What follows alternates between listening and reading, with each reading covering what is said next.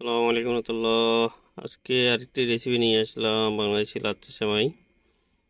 তো বিকালবেলা একটু নাস্তা করব, সে কারণে লাচ্ছা সেমাই অল্প পরিমাণ আমি এই পেয়ালার মধ্যে নিয়েছি।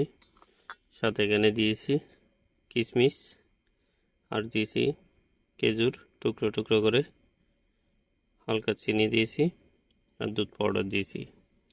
এর সাথে আমি দেব গরম গরম দুধ। এই দেখেন, এগুলো দুধগুলো আমি পাউডার দিয়ে বানিয়েছি।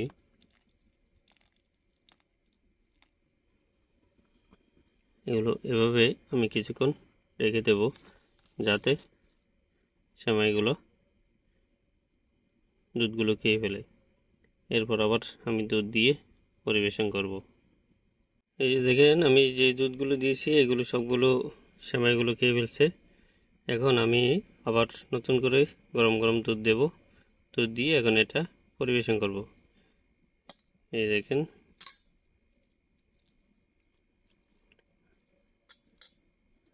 আমি দুধ দিয়ে দিলাম। দুধ দিয়ে এখন ভালো করে সবগুলো নাড়িয়ে নেব, যাতে একসাথে মিক্স হয়। এই দেখেন,